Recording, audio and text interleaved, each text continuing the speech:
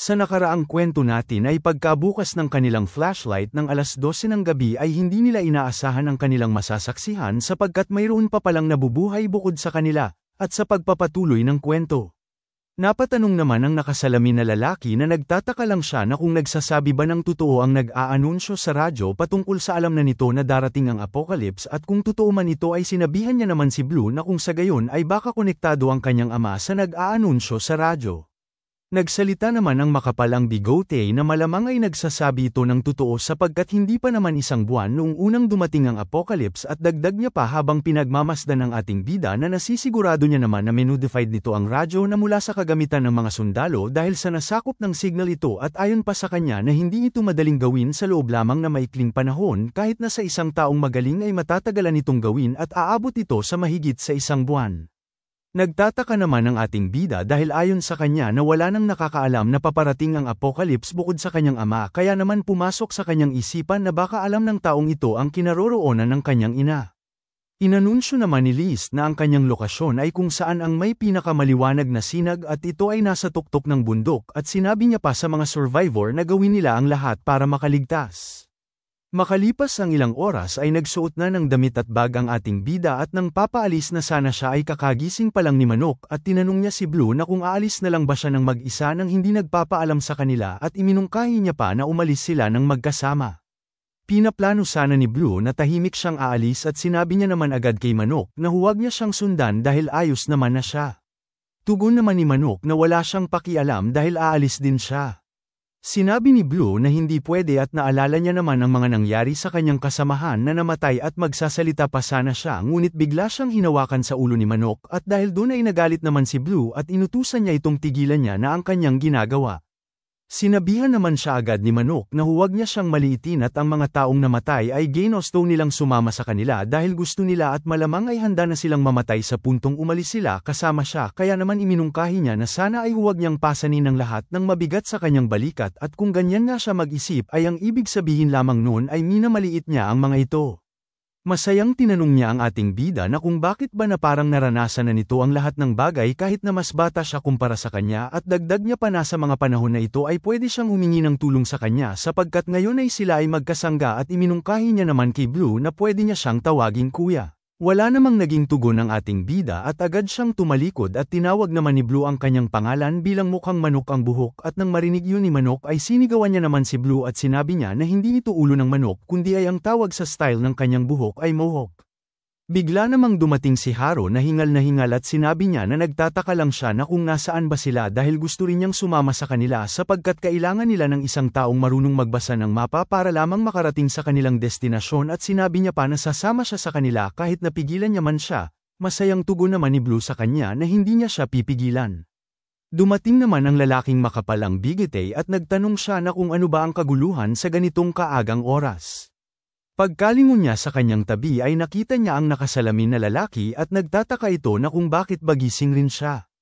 Tugon naman ito na dahil ito ang kanyang duty para magbantay. May napansin naman ang lalaking makapalang bigete at dito nakita niya ang kanyang ginawa ulit na sandata para sa ating bida at sinabi niya na aalis na lamang ang batang si Blue na hindi man lang dala ang sandata nito at ikwento niya na mahirap ang kanyang paggawa sa sandata. Nang marinig yun ng lalaking nakasalamin ang sinabi ng lalaking makapal ang bigete ay sinabi niya naman na sa tingin niya ay hindi na kailangan ni Blue ng sandata. Labis naman na nagtaka ang lalaking makapal ang bigete at tiningnan nila si Blue at sinabi naman ng lalaking nakasalamin na ang batang ito ay palagi siyang pinapahanga.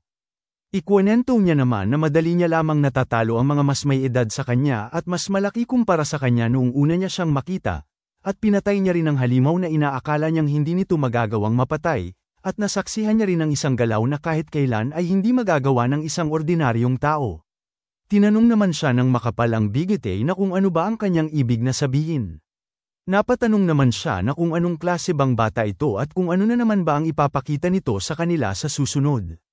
Nagpatuloy na nga sa paglalakbay ang ating bida kasama niya sina Manok at Haro. Makalipas ang ilang minuto ay tinuturuan sila ng ating bida kung paano ba ang kanyang ginawa nung nakaraan at pabulong naman na tinanong siya ni Manok na kung sinasabi niya ba sa kanila na kung gagawin nila ng ganito ay mas magiging malakas sila katulad niya. Bigla niya naman sinuntok ang pader sa kanyang gilid at napasigaw na lamang siya ng hindi maririnig ng mga halimaw dahil sa sakit at sinabi niya sa ating bida na nagbibiro lang daw ito sa kanyang itinuturo sa kanila sapagkat wala naman itong kaibahan. Tugon naman ng ating bida na seryoso siya sa kanyang itinuturo sa kanila bagaman ay hindi rin siya makapaniwala at iminungkahi niya naman na kailangan nilang pakiramdaman ang kanilang life force, habang si Haru naman ay sinusubukan rin ang itinuturo ni Blue sa kanila. Nagtataka naman si Manok na kung ano ba ang ibig niyang sabihin na life force. Ipinaliwanag naman ni Blue na ito ang enerhiya na dumadaloy sa loob ng katawan. Sinabi naman ni Manok na hindi niya talaga naiintindihan at tinanong niya ito na kung kailan niya ba unang naramdaman ang kanyang life force. Hindi rin alam ng ating bida kung paano niya naramdaman ang kanyang life force at nang walang ano-ano'y bigla siyang may naramdaman na kakaiba kaya naman pinatigil niya sa paglalakad ang kanyang mga kasamahan dahil mayroon siyang naramdaman. Labis naman na natatakot si Haru at tinanong niya ito na kung isa ba itong halimaw. Tugon naman ng ating bida na hindi ito isang halimaw bagkus ay isa itong tao. At dito punit-punit ang damit ng babae na parang walang nag-aaruga dito. Agad naman siyang humingi ng tulong sa mga ito at ikwininto niya na ang kanyang pamilya kasama siya ay hinahabol ng mga halimaw at sa hindi inaasahang pagkakataon ay natabunan siya ng mga debris kaya naman humihingi siya ng tulong sa mga ito at dagdag pa ng babae na kung tutulungan nila siya ay susundin niya ang kahit na anong kagustuhan nila. Nanlaki naman ang kanilang mga mata lalong-lalo na si Manok at kinumpirma niya na kung talaga nga bang gagawin niya ang kahit ano. Sagot naman ng babae na oo naman. At pagkarinig ng Manok ay mayroon naman siyang binabalak at nang makita yun ni Haru ay labis naman siyang nagulat at bigla nitong tinanong si Blue na kung ano pa ba ang kanyang inaantay at iminungkahi niya naman na pakinggan nila ang babae. Tinanong naman siya ni Haru na kung ano ba ang kanyang naiisip at kung ano bang uri ng hiling ang kanyang ninanais sa babae. Tinanong naman ni Blue ang babae na kung sila lang ba ang kayang makatulong sa kanya. Sagot naman ng babae na oo naman kaya siya humingi ng tulong sa kanila. Bahagyang tumahimik naman si Blue at sinabi niya na kakaiba lang ito dahil mayroong napakaraming mga tao sa kanilang paligid. Parang nadismaya naman ang babae at bigla namang lumabas ang kanyang mga kasamahan at sinabi ng babae na kahanga-hanga raw ang ating bida sapagkat mabilis daw itong makaramdam at dagdag niya pa habang pinapalibutan na sila ng mga tao na balak niya sanang bihagin sila at dalhin sa kanilang base ngunit nabulilyaso pa. Galit naman si Manok at tinanong niya ang babae na kung paano na ang kanyang kahilingan at dagdag niya pa na gusto niyang dagdagan ang kanyang hiling ng 10 kahilingan pa. Sinigawan naman ni Haru si Manok na hindi ito ang oras para sa ganyan dahil niloko sila nito. Tinawanan naman ng isang haliparot si Manok at sinabihan niya ito na ang tanga niyang tignan. Inutusan naman sila ng babae na ibigay niya sa kanila ang lahat ng kanilang kagamitan kasama na ang kanilang suot. Pagkarinig ni Haru ay namula naman ang kanyang pisngi dahil hindi siya makapaniwala at tinanong niya ang babae na kung sa tingin niya ba ay susunod sila sa kanya. Pagkatingin ni Haru sa kanyang kasama ay naghuhubad na ang mga ito. Hindi makapaniwala si Haru kaya naman dahil sa galit niya ay tinanong niya naman ang mga ito na kung bakit ba sila naghuhubad. Iminungkahi naman ng babae kay Haru na maghubad din siya maliban na lang kung gusto niya ng mamatay. Nanginig naman si Haru dahil papalapit na sa kanya ang mga haliparot na nakalabas pa ang dila na parang mga maniakis. Sa kabilang eksena naman ay sinabi ng lalaki kay Manok na tama ang kanyang ginagawa at ibigay niya ang lahat sa kanila at ang kanyang bag pati na rin ang kanyang sandata at inutusan niya itong elapag sa lupa. Binitawan naman agad ni Manok ang kanyang jacket at agad namang pinulot ng lalaki ito at lingid sa kanyang kaalaman na papalapit na ang paa ni Manok sa kanya habang sinasabi niya na sa tingin niya ay nawala ang kanyang bagsik dahil lang sa natatakot siya sa kanya. Lumagapak naman ang pagsipa ni Manok sa baba ng lalaki at agad niyang kinuha ang jacket ng lalaki at habang kinukuha niya ang jacket nito ay nagpasalamat naman siya. Sinuot niya naman ang jacket at tinanong niya si Blue na kung maganda bang tignan ang bago niyang jacket sa kanya. Hindi naman siya pinansin ni Blue at nagunat lamang ito ng buto. Nang makita ng babae na inatake ang isa niyang alip-ores ay inutusan niya naman ang kanyang mga ito na patayin nila ang mga ito bago pa man dumating ang mga halimaw. Sinugod naman ng lalaki ang ating bida habang isinisigaw na uunahin niya daw ang ating bida at tinawag niya itong bata habang daladala ang sandatang kutsilyo. At sa puntong papasugod na siya ay kaagad niya namang sinaksak ang ating bida ngunit nagawa naman ng maiwasan yun ni Blue at agad siyang nag-counter ng isang malakasang pag-atake at habang nasa ere ang kutsilyo ay sinuntok niya naman ito at natamaan ang lalaki sa kanyang damit. Labis namang nagulat ang babae na haliparot.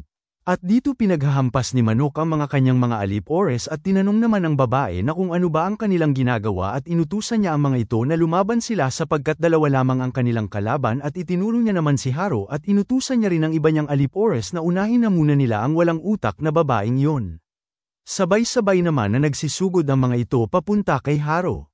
At nang papalapit na ang mga sandata nito kay Haro ay agad naman siyang tumakbo ng napakabilis kaya naman hindi nila ito natamaan. Hindi makapaniwala ang babae dahil nagawang maiwasan iyon ng babaeng itinuturing niya na isang tanga. Nagsama-sama naman silang tatlo at napapatanong na lamang ang babae na kung sino ba ang tatlong ito. May bigla namang dumating na mga taong tumatakbo patungo sa kanilang lokasyon dahil hinahabol sila ng halimaw. Napamura na lang ang babae at inutusan niya ang kanyang mga alip-ores na umatras na muna sila. Habang tumatakbo ang mga ito ay mayroon namang sumisilip sa kanila. Ang sumisilip sa kanila ay nagmula sa itaas ng bahay na ito at ang sumisilip ay isang tao. Nakapasok naman ang tatlo sa isang bahay na hingal at napagdesisyonan nila na manatili na muna sila dito pansamantala. Pagkasuri nila ng bahay ay napasabi na lang si Haro na parang ang lugar na ito ay walang kaalaman-laman at sinabi rin ni Manok na parang pinagnakawan ang bahay na ito. Habang sila ay naglalakad ay napasabi na lang si Manok na sa tingin niya na walang ibang nandito sa bahay na ito at sinang-ayunan naman yun ni Haro sapagkat noong pinailaw daw ng lahat ang kanilang flashlight ay wala namang umilaw sa bahay na ito na palatandaan na walang tao dito.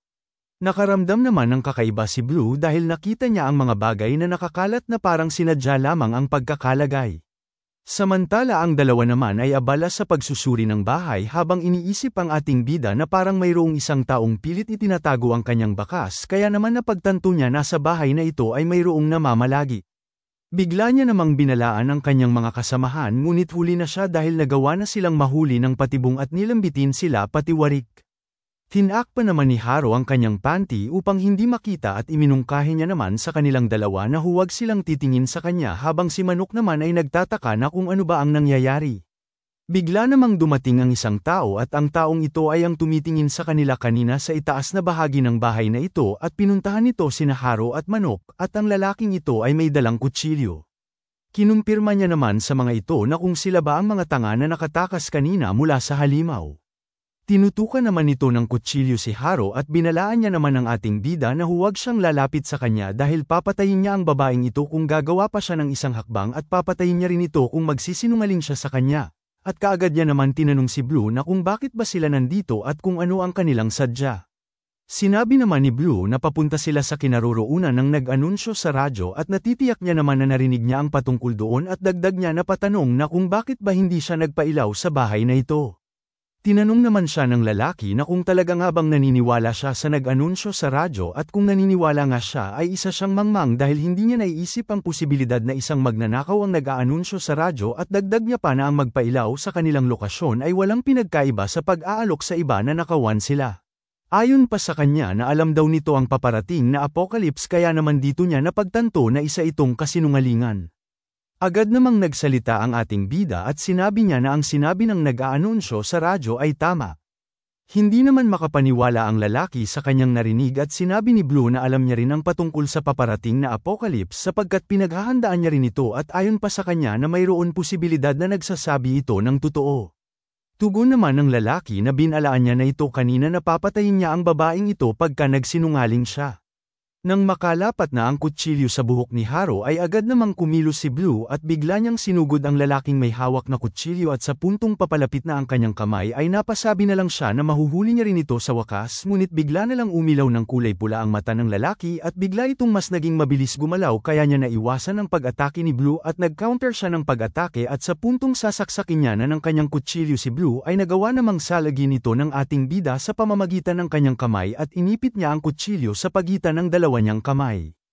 Agara naman siyang sinipa ng lalaki kaya siya napaatras at hingal na hingal naman si Blue ngunit agad siyang sinundan ng lalaki at pinaulanan niya ito ng pag-atake at habang pilit niya itong iniiwasan ay nabangga naman siya sa pader kaya naman wala na siyang maatrasan pa at ginamit naman yun ng lalaki ang pagkakataon at nang papalapit na ang kanyang kutsilyo sa ating bida ay nag-counter naman ng isang suntok ang ating bida kaya naman hindi na tinuloy ng lalaki ang kanyang pagsaksak sa ating bida at nagawa niya namang iwasan ang pag-atake nito. Nagtataka naman si Blue kung bakit ba nagagawang maiwasan ng lalaking ito ang kanyang pag-atake. Sinabi nito sa ating bida na siya ay kakaiba kumpara sa ibang mga magnanakaw. Tugon naman ni Blue sa kanya na sinabihan niya na ito kanina na hindi sila magnanakaw. Pinagmasdan naman ni Blue ang taong kanyang kalaban at sa isip-isip niya na ang taong ito ay hindi karaniwan ng mga galaw dahil kakaiba ang mga galaw nito at ang pag-atake raw nito ay hindi naman mabilis ngunit ang bawat galaw niya ay nalalaman ng lalaki na para bang manghuhula ito. Hindi naman siya nagsayang ng kahit na isang segundo pa at agad siyang sumugod sa lalaki at pagkasaksak ng lalaki sa kanya ay agad niya naman itong iniwasan ngunit lingid sa kanyang kaalaman sa kanyang pag-iiwas ay mayroon siyang naapakan na isang bote kaya naging dahilan yun ang kanyang unti-unting pagbagsak sa sahig kaya naman napangiti ang lalaki na kanyang kalaban at sa puntong papabagsak na ang ating bida ay sinundan naman ito ng pag-atake ng lalaki ngunit dahil sa angking bilis at talino ng ating bida ay nagawa niya naman itong iwasan at habang umiiwas siya ay napagdesisyonan niya naman na kailangan niya lamang na atakihin ito sa napakabilis na paraan ng sa gayon ay hindi ito makakapag-react. Sinuntok niya ang lalaki ngunit naiwasan niya naman ito at pinaulanan niya ito ng suntok sa pinakamabilis ng kanyang makakaya kasabay na ang sipa at mabilis lamang yun na iiwasan ng lalaki na kanyang kalaban subalit sa bawat pag-atake ni Blue sa kanya ay isa-isip-isip naman ng ating bida na palapit ng palapit ang kanyang pag-atake at sa puntong na corner niya na ang lalaki ay labis namang nagulat ang lalaki dahil sa bilis ng ating bida. Nang mapagtanto ng lalaki at ang kanyang kasalukuyang sitwasyon ay ginamit niya naman ang kanyang kakayahan at kumalat ang parang kulay pula sa kanyang mata at nakita niya ang bawat posibilidad na galaw ng ating bida. Kaya pala naiiwasan niya ang bawat pag-atake ni Blue sa kanya dahil mayroon siyang kakayahan na makita ang maaaring gawin ng ating bida sa kanya kaya naman mabilis niya lamang itong naiiwasan at pagka-atake ni Blue sa kanya ay agad niya naman itong iniwasan at muli siyang nag-counter ng pag-atake gamit ang kanyang kutsilyo at nang malapit na sila sa isa't isa ay mayroon namang isang halimaw ang napadaan sa bintana ng bahay na kung saan naglalaban ang ating bida at napasilip ito sa loob ng bahay. Samantala pagka-atake ng lalaki sa ating bida ay muntik niya na itong hindi maiwasan kaya naman naputol ang kanyang buhok dahil sa desidido siyang patayin ng lalaki. Napagtanto naman ng ating bida na ang lalaking ito ay nakikita ang posibilidad ng kanyang galaw. Habang pinapaulanan siya ng saksak ng lalaki ay pilit niya naman itong iniiwasan at habang iniiwasan niya ito ay sa isip-isip niya na kung gagalaw siya ng sobra ay makakapagdulot siya ng ingay at kung mangyari man yun ay makaka-attract sila ng halimaw dito subalit napagdesisyonan niya naman na hindi niya ito magagawang matalo kung gagawa lamang siya ng maliliit na kilos. Nagdadalawang isip naman siya na kung magagawa niya ba ang bagay na yun ngunit ayon sa kanya na dapat niyang magawa yun. Agad siyang umatras papalayo sa lalaki at nang makita yun ng lalaki ay labis naman ang kanyang pagkagulat dahil nakita niya ang kakaibang stance ng ating bida.